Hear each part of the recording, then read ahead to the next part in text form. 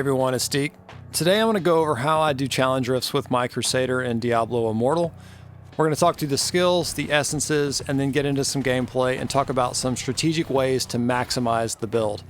Also, one really cool and interesting thing about this build is I'm using one of the brand new essences, the chest piece, that increases your strength from consecration based on how many enemies are standing in it, which is proving to be a very, very strong new essence with this style of build.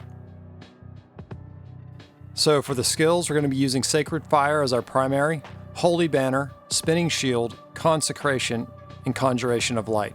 For our essences, we're going to use the Arrow Keeper on the helm as usual. I think almost every build I've featured on the channel so far uses this essence.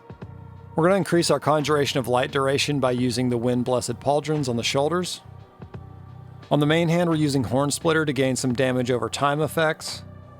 For the legs, we're going to be using the Leggings of the Consigner. This is going to give us a shield every time our bubble expires. For the offhand, we're going to be using the Sinkhole Cross to make Spinning Shield hover in a single location, and it also increases the damage by a significant amount.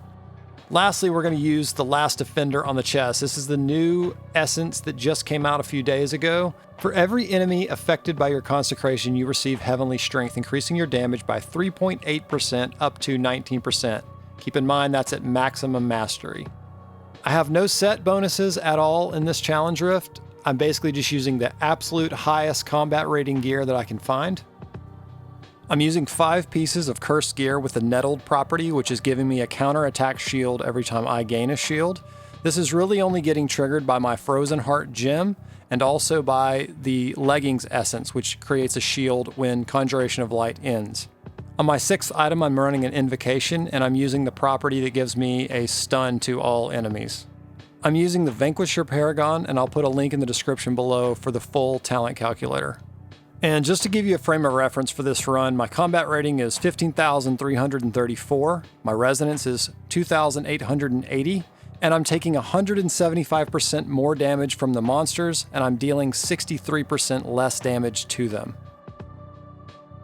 Okay, as we get into some gameplay here, I've gotten a lot of questions about curse properties in general. Just based on the way Diablo Immortal works for farming gear, it's very difficult to have multiple sets of gear with high properties and all the statistics that you're looking for. So with that in mind, I build for PvP because I find PvP to be the most challenging, difficult, and necessary to min-max your equipment.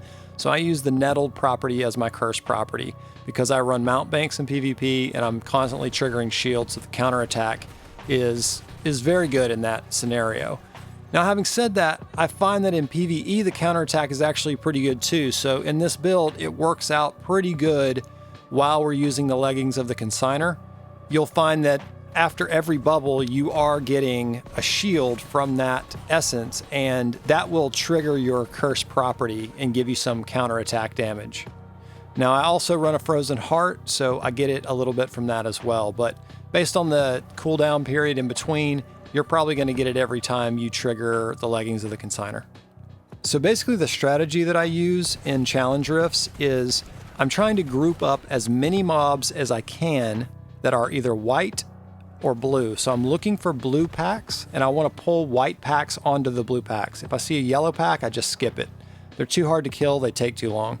So what I want to do is group as many enemies as possible. I don't want to take any damage, get hit at all. I just want to kite around until I have a huge pack grouped up, and then I want to drop bubble, consecrate, banner, all of my shields, and then just primary attack for dear life.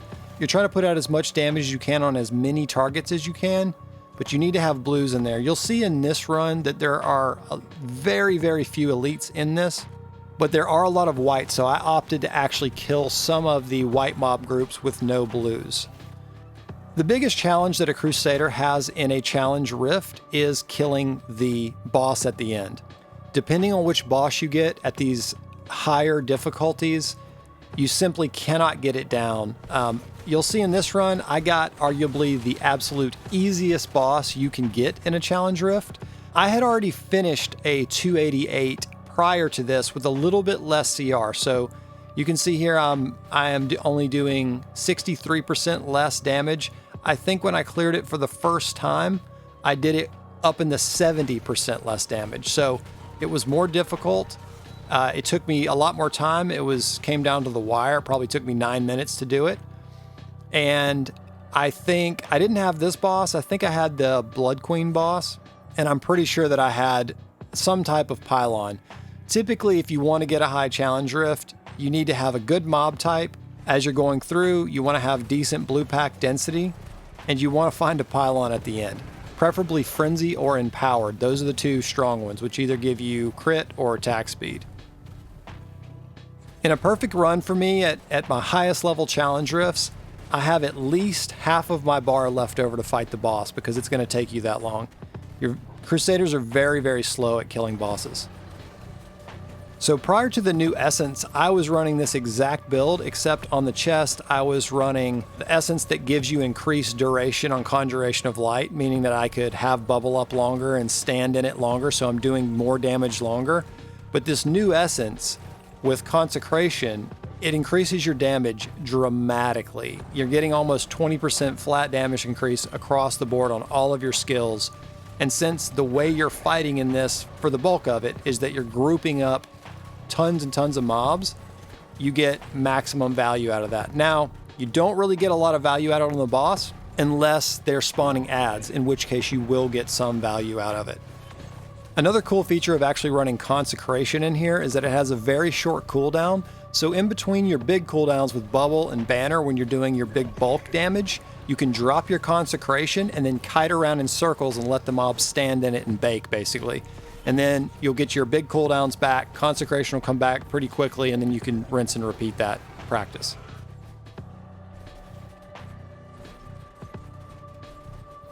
I hope this explanation and guide helps all you Crusaders out there, and I'd love to hear your thoughts, your builds, the way you like to do challenge rifts in the comments below, and happy Crusading.